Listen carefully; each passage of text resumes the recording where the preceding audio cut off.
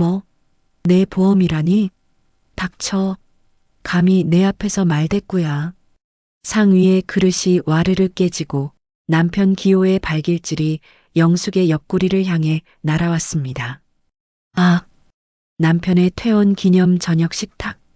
제가 정성 들여 차린 그 저녁 식탁 자리에서 가족이 모두 모인 자리에서 영숙의 40년 결혼 생활은 그렇게 무너졌습니다. 당장 서류 가져와. 도장 찍어. 어머님, 괜히 고집 부리지 마세요.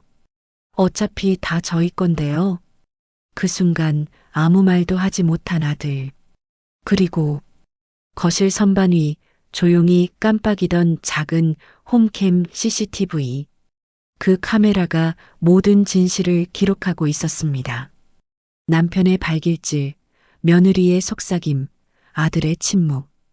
그날 그녀의 인생을 송두리째 뒤집은 진짜 사건. 지금부터 그 충격적인 이야기 시작합니다. 여러분, 이야기 시작 전에 무료로 누를 수 있는 구독과 좋아요는 인생 청춘 사연에 큰 힘이 됩니다. 공감 댓글로 함께 해주세요. 새벽 4시, 어둠이 채 가시지 않은 거리에 올해로 65인 박영숙의 발소리만 울렸습니다.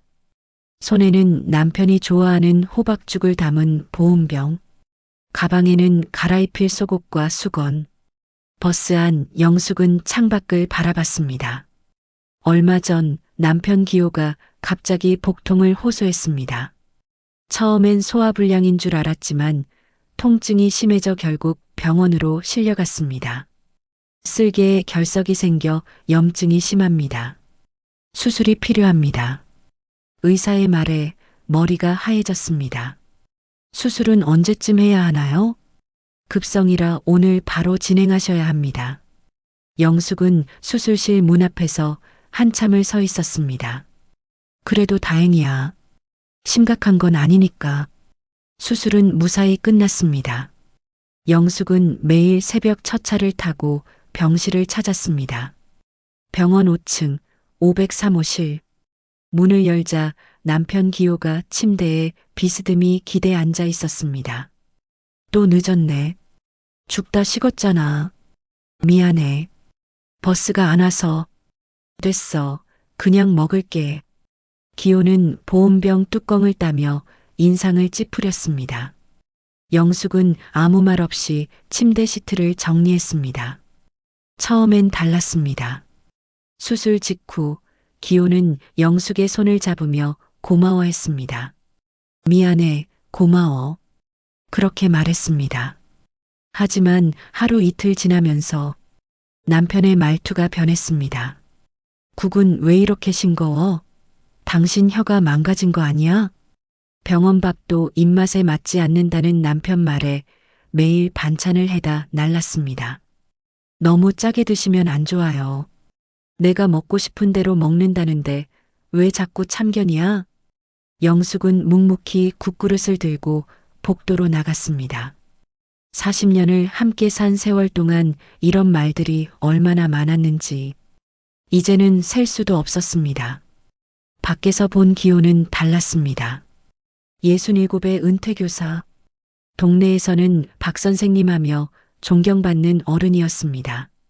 후배 교사들에게 조언을 아끼지 않고 동창회에선 유식한 말투로 세상 돌아가는 이야기를 논했습니다. 하지만 병실 문이 닫히면 전혀 다른 사람이 됐습니다. 어느 날 아들 민호가 며느리 혜진과 함께 병문안을 왔습니다. 아버지, 많이 좋아지셨네요. 아버님, 안색 정말 좋으세요. 기호는 아들 내외 앞에서는 환하게 웃었습니다. 그래, 좀 나아졌어. 다 내 엄마 덕분이지. 영숙이 물컵을 가져오자 혜진이 말했습니다. 어머니, 저희가 해드릴게요. 어머니도 피곤하실 텐데. 그래, 당신은 좀 나가 있어. 애들이랑 얘기 좀 하자. 영숙은 복도로 나왔습니다. 그런데 문틈으로 작은 소리가 들렸습니다. 야, 민호야. 네 엄마 생명보험 있잖아. 영숙의 발걸음이 멈췄습니다. 수익자가 나로 되어 있는데 이거 네 이름으로 바꿔야겠어. 가슴이 철렁 내려앉았습니다. 그날 밤 집으로 돌아온 영숙은 소파에 주저앉았습니다. 남편의 말이 귓가를 때렸습니다. 생명보험 수익자를 아들로 바꾸자. 그 한마디에 온몸이 식어갔습니다. 평생 일하고 버티고 참으며 살아왔는데 내 이름으로 남은 건 그 보험 하나뿐이었어요. 그걸 바꾸자는 건 이제 내 인생의 마지막 조각마저 내 손으로 지워버리겠다는 뜻이잖아요. 나는 아직 살아있는데 그들은 벌써 내가 없는 세상을 계산하고 있었습니다. 잠시 후 손녀 수진이가 집에 찾아왔습니다. 할머니, 제가 이거 사왔어요. 20살 수진이는 작은 상자를 들고 환하게 웃었습니다. 어머, 수진아. 이게 뭐니? 홈캠 CCTV요. 제가 학교에 있어도 할머니 얼굴 볼 수 있게요. 수진이가 거실 TV 옆 선반에 작은 카메라를 설치했습니다. 여기 이렇게 달면 거실이 다 보여요. 할머니랑 콩이 보고 싶을 때 언제든 볼 수 있어요. 작은 강아지 콩이가 깽깽 짖으며 꼬리를 흔들었습니다. 아이고, 그런 거 괜찮은데. 할머니, 저 혼자 자취하니까 외롭단 말이에요. 근데 할머니, 너무 야위셨어요. 영숙은 손녀의 머리를 쓰다듬었습니다. 눈시울이 뜨거워졌습니다. 괜찮아. 할머니 원래 이래. 할머니, 할아버지 간병하시느라 힘드시죠? 제가 자주 올게요. 우리 수진이 다 컸네. 거실 선반 위 작은 홈캠 렌즈가 조용히 깜빡였습니다. 그 카메라가 훗날 모든 진실을 담게 될 거라고. 그때 영숙은 아직 몰랐습니다. 그리고 얼마 후 남편이 퇴원하던 그날 저녁, 영숙의 40년 결혼 생활은 완전히 무너지기 시작했습니다. 자, 다들 앉으세요. 당신 퇴원 기념으로 갈비찜 만들었어요. 영숙은 환하게 웃으며 식탁을 차렸습니다. 갈비찜, 잡채, 전, 새벽부터 준비한 음식들이 상 가득 놓였습니다. 와, 엄마 정성이다. 아들 민호가 젓가락을 들었습니다. 며느리 혜진도 밝게 웃었습니다. 어머니, 고기 정말 부드럽네요. 기호도 한두 점 먹더니 고개를 끄덕였습니다. 맛있네. 잠시 평화로운 시간이 흘렀습니다. 손녀 수진이가 할머니 옆에 앉아 밥을 먹었습니다. 작은 강아지 콩이가 식탁 밑을 빙글빙글 돌았습니다. 이렇게 평화로웠으면 좋겠다. 영숙은 가족들의 얼굴을 바라보며 생각했습니다.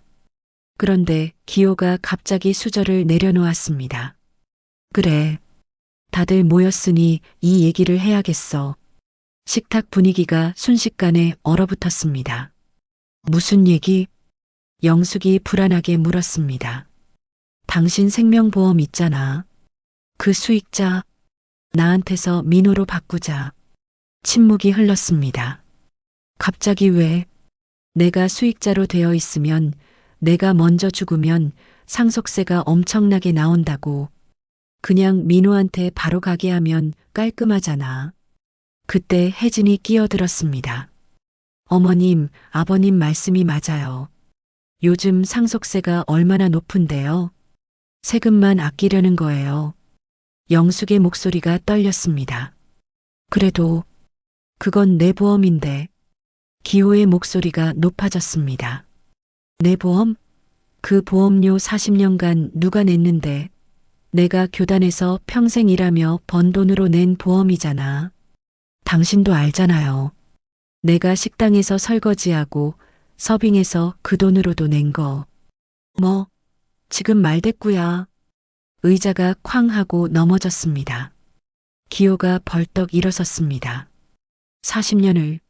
40년간 내가 누굴 먹여 살렸는데 이제 와서 배신해. 여보, 제발. 그 순간이었습니다. 기호의 손이 영숙의 어깨를 밀쳤습니다. 영숙이 비틀거렸습니다. 그리고 기호의 발이 영숙의 옆구리를 향해 날아왔습니다. 아! 둔탁한 소리와 함께 영숙이 쓰러졌습니다. 식탁 위 그릇들이 와르르 깨졌습니다. 당장 서류 가져와. 도장 찍어. 바닥에 쓰러진 영숙 위로 혜진의 차가운 목소리가 들렸습니다. 어머님, 고집 부리지 마세요. 어차피 다 민호 씨한테 갈 건데 뭐가 문제세요? 민호는 고개를 돌렸습니다. 영숙이 떨리는 목소리로 아들을 불렀습니다. 민호야, 엄마 좀 일으켜줘. 하지만 민호는 고개를 숙인 채 작게 중얼거렸습니다. 엄마가 그냥 해주세요. 아버지도 불안해서 그러시는 거잖아요. 영숙은 그 순간 알았습니다. 이 식탁에서, 이 가족 안에서 자신만 혼자였다는 걸. 거실 한쪽, TV 옆 선반 위에 작은 홈캠 렌즈가 조용히 깜빡이고 있었습니다. 그 모든 장면을 기록하면서 멀리 방에서 손녀 수진이가 작게 불렀습니다. 할머니. 혜진이 날카롭게 소리쳤습니다. 수진아, 방에 있어. 어른 일이야. 방문이 쾅 닫혔습니다. 1시간 후, 영숙은 멍한 눈으로 서류를 바라봤습니다. 손이 부들부들 떨렸습니다. 도장을 찍는 순간 너무 무거워서 손목이 꺾일 것 같았습니다. 그렇게 제 마지막 생명줄마저 넘겨주었습니다. 다음 날 낮, 집안은 조용했습니다. 영숙은 소파에 멍하니 앉아 있었습니다. 옆구리가 아팠지만 병원에 갈 생각도 나지 않았습니다. 이제 나는 뭘 위해 사는 거지? 작은 강아지 콩이가 다가와 낑낑거렸습니다. 영숙은 콩이를 끌어안고 눈물을 흘렸습니다. 콩이야. 할머니는 그때 핸드폰이 진동했습니다. 손녀 수진이에게서 온 전화였습니다. 할머니, 할머니 괜찮으세요? 수진이의 목소리가 다급했습니다. 수진아, 왜 그래? 할머니, 저 어젯밤에 홈캠 CCTV 영상 봤어요. 영숙의 숨이 멎었습니다. 뭐? 할머니, 할아버지가 할머니를. 수진이의 목소리가 울먹였습니다. 수진아, 괜찮아. 할머니 괜찮아. 괜찮을 리가 없잖아요. 할머니 바닥에 쓰러지셨는데. 아빠는 그냥 보고만 있었다고요. 긴 침묵이 흘렀습니다. 너 그걸 다 봤구나. 할머니, 저 지금 갈게요. 집으로 갈게요. 아니야, 학교 가야지. 학교는 무슨요? 할머니, 저 진짜 화나요. 이거 경찰에 신고해야 돼요. 신고? 네. 이거 명백한 폭행이고, 그리고 할머니 보험금 강제로 빼앗은 거잖아요. 수진아. 할머니, 제가 학교 끝나고 바로 갈게요. 영상 제가 저장해 놨어요. USB에 담아갈게요. 전화가 끊겼습니다. 영숙은 핸드폰을 쥔 채 한참을 그대로 있었습니다. 저녁이 되자 현관 초인종이 울렸습니다. 수진이었습니다. 문을 여는 순간 수진이가 울면서 할머니를 껴안았습니다. 할머니, 왜 참으세요? 왜요?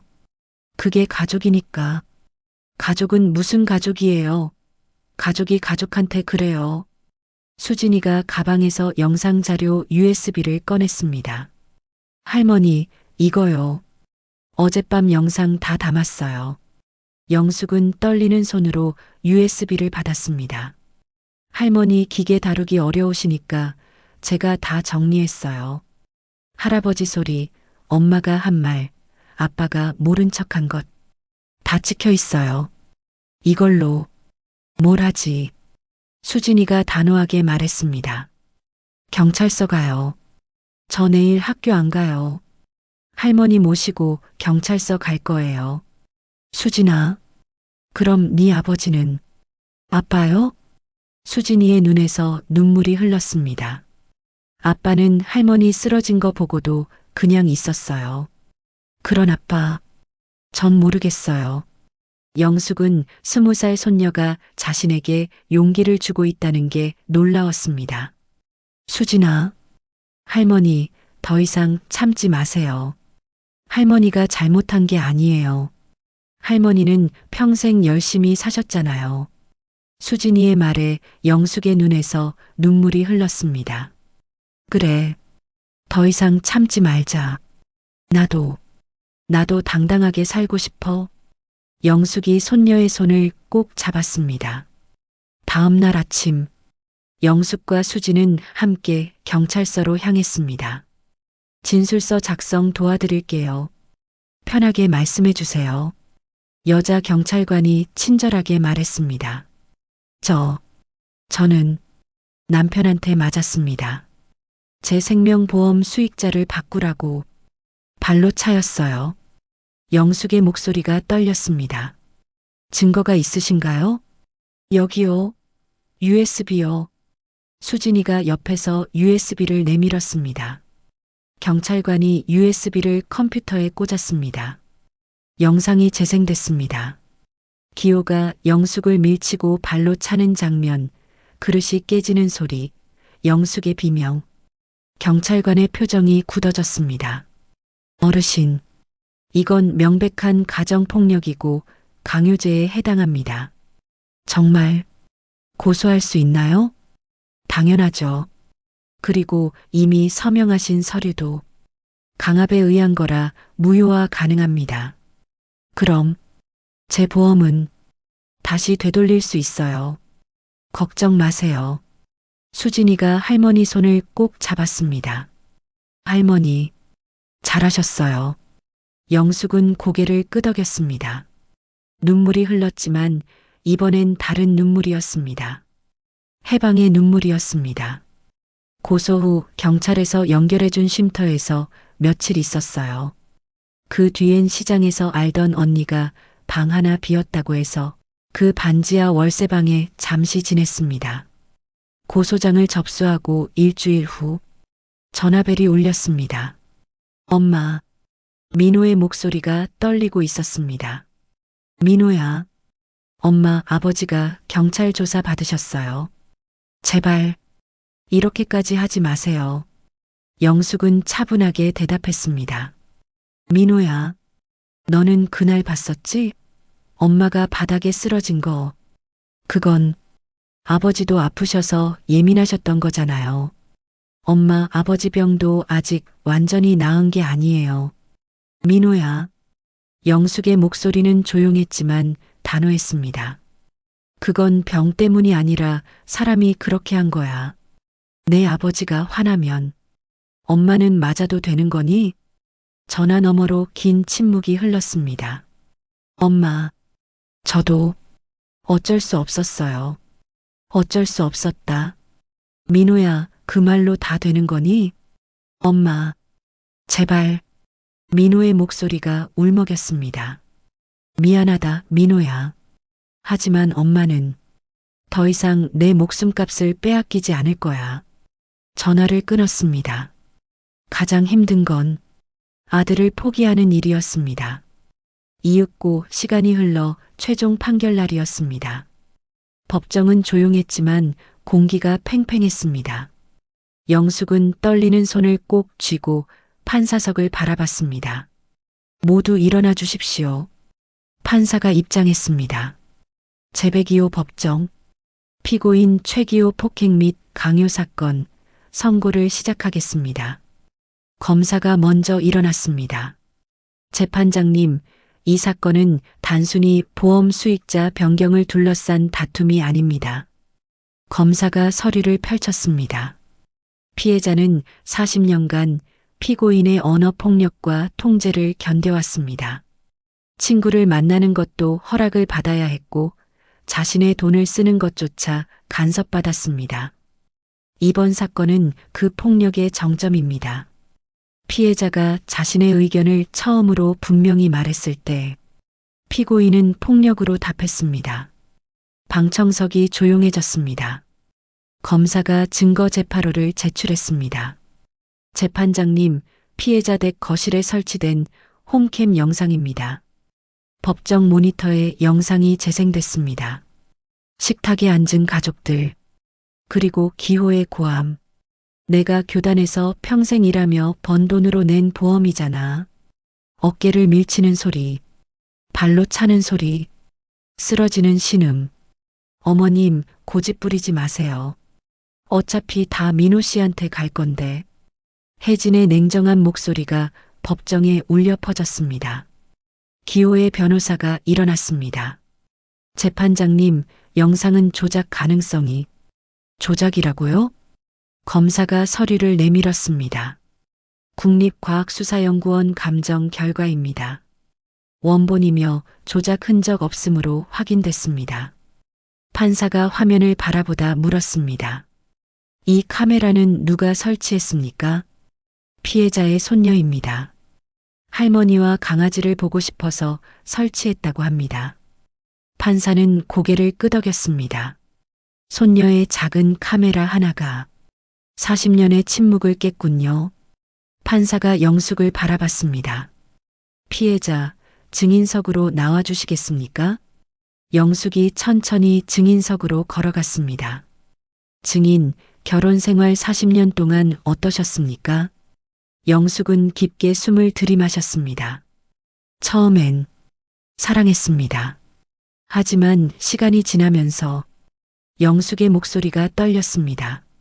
밥이 맛없다고 그릇을 던지고 청소를 제대로 안 했다고 소리 지르고 친구를 만나려면 허락을 받아야 했습니다. 제 돈인데도 쓰려면 눈치를 봐야 했고 제 의견은 한 번도 존중받은 적이 없었습니다. 그런데도 참으신 겁니까? 네. 가족이니까요. 아들을 위해서라도 참아야 한다고 생각했습니다. 그런 당신이 왜 이번에는 고소를 결심하셨습니까? 영숙은 기호를 똑바로 바라봤습니다. 이번에는 제가 분명히 싫다고 말했습니다. 처음으로 제 의견을 말했어요. 그랬더니 발로 찼습니다. 며느리가 보는 앞에서요. 영숙의 눈에서 눈물이 흘렀습니다. 그때 알았어요. 이 사람은 끝까지 저를 사람으로 보지 않는다는 걸. 방청석이 숨을 죽였습니다. 판사가 기호를 바라봤습니다.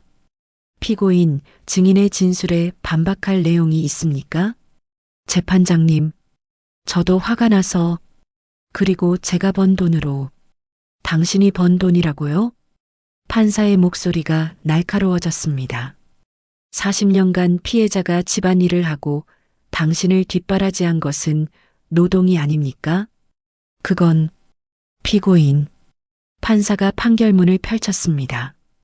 이 사건은 단순히 보험 수익자 변경을 둘러싼 다툼이 아닙니다. 이것은 40년간 지속된 가정폭력의 정점입니다. 당신은 피해자의 목소리를 평생 묵살해왔습니다. 그리고 피해자가 처음으로 자신의 의견을 분명히 밝혔을 때 폭력으로 답했습니다. 방청석이 조용해졌습니다. 더욱이 당신은 자신의 생명을 살려준 은인에게 이런 짓을 했습니다. 며느리가 지켜보는 앞에서 말입니다. 따라서 피고인 최기호에게 유죄를 선고합니다. 또한 피해자에게 위자료 1천만 원을 지급할 것을 명합니다. 기호가 벌떡 일어났습니다. 재판장님, 그건. 피고인, 조용히 하십시오. 피해자가 당신의 생명을 위해 쓴 돈에 비하면 아주 작은 금액입니다. 판사는 혜진을 바라봤습니다. 피고인 이혜진, 법적 처벌은 어렵습니다. 하지만 양심 앞에서는 자유롭지 못할 것입니다. 피고인 최민호, 법은 당신을 처벌하지 않습니다. 하지만 어머니가 쓰러진 그날 당신이 침묵했다는 사실은 평생 기억될 것입니다. 이상으로 선고를 마칩니다. 쾅! 망치 소리가 법정을 울렸습니다. 영숙의 눈에서 눈물이 흘렀습니다. 하지만 이번엔 슬픔의 눈물이 아니었습니다. 해방의 눈물이었습니다. 판결은 가볍게 느껴질 수 있었습니다. 하지만 영숙에게 중요한 건 판결의 무게가 아니었습니다. 자신이 침묵을 깨고 법정에 섰다는 것, 그것만으로도 충분했습니다. 판결이 끝난 지 2달 후, 영숙은 동네 구석에 작은 반찬 가게를 열었습니다. 10평도 안 되는 가게. 간판 이름은 영숙의 따뜻한 하루. 할머니, 개업 축하해요. 수진이가 풍선을 달아줬습니다. 강아지 콩이도 꼬리를 흔들며 가게 안을 빙글빙글 돌았습니다. 깽깽. 그래, 콩이도 축하해 주는구나. 첫날은 손님이 별로 없었습니다. 하지만 영숙은 괜찮았습니다. 천천히 가자. 나는 이제 시간이 많으니까. 일주일 후 뉴스를 본 사람들이 찾아오기 시작했습니다. 사장님, 혹시 그 할머니 맞으시죠? TV에서 봤어요. 네, 맞아요. 용기 내주셔서 감사합니다. 김치 하나 주세요. 처음엔 사연 때문에 왔던 사람들이 반찬 맛을 보고는 단골이 됐습니다. 사장님, 이 깍두기 정말 맛있어요. 고마워요. 자주 오세요. 한 달 후 입소문이 퍼지기 시작했습니다. 영숙 할머니 반찬 가게 알아요? 거기 진짜 맛있어요. 맞아요. 정성이 느껴져요. 석 달 후 가게 앞엔 줄이 섰습니다. 1년이 흘렀습니다. 할머니, 다른 동네에서도 가게 내고 싶다는 분들이 연락 왔어요. 수진이가 핸드폰을 보여줬습니다. 체인? 나 같은 할머니가? 할머니 레시피가 특별해요. 프랜차이즈 하면 대박 날 거예요. 영숙은 고민했습니다. 그리고 결심했습니다. 해보자. 할머니도 사업가 한번 되어보는 거야. 6개월 만에 영숙의 따뜻한 하루는 5개 지점으로 늘었습니다. 1년 후에는 15개 지점, 2년 후에는 전국 50개 지점, 67세 할머니가 만든 반찬 프랜차이즈는 방송에도 나왔습니다. 65세의 새 인생 시작. 반찬 가게 50개 지점 CEO 된 박영숙 할머니. 그러던 어느 날, 가게 사무실에 앉아 있는데 노크 소리가 들렸습니다. 누구세요? 문이 열렸습니다. 기호였습니다. 옆에는 민호와 혜진도 있었습니다. 무슨 일이세요? 영숙의 목소리는 차가웠습니다. 여보. 아니, 영숙 씨. 기호가 어색하게 웃었습니다. 사업 잘 된다고 들었어. 축하해. 그 얘기하러 오셨나요? 민호가 나섰습니다. 엄마, 저희가 그동안 정말 잘못했어요. 이제라도 가족으로 다시. 가족? 영숙은 냉소를 흘렸습니다. 혜진이 조심스럽게 말했습니다. 어머님, 저희가 어머님 사업 도와드릴 수 있어요. 민호 오빠 경영학과 나왔잖아요. 아, 영숙은 고개를 끄덕였습니다. 목적이 이거였구나. 아니에요. 진심으로. 진심? 영숙이 일어섰습니다.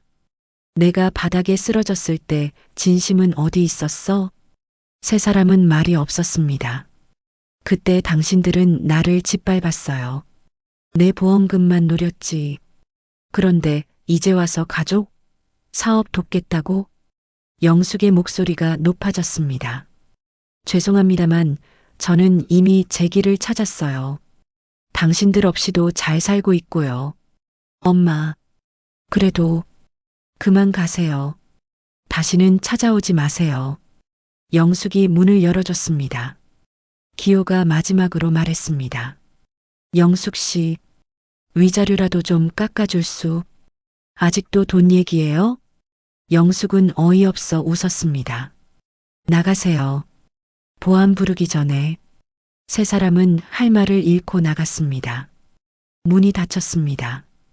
영숙은 한숨을 쉬었습니다. 그리고 웃었습니다. 통쾌하네. 그날 밤 영숙은 집에 돌아와 소파에 앉았습니다. 핸드폰에 메시지가 왔습니다. 여보, 마지막으로 한 번만. 영숙은 메시지를 읽지 않고 차단했습니다. 이 사람은 끝이야. 잠시 후 또 메시지가 왔습니다. 엄마, 진심으로 사과하고 싶어. 시간이 걸려도 괜찮아. 기다릴게. 영숙은 메시지를 읽고 답장하지 않았습니다. 하지만 차단하지도 않았습니다. 영숙은 핸드폰을 내려놓았습니다. 지금은 아니야. 영숙은 창밖을 바라봤습니다. 언젠가는 모르지.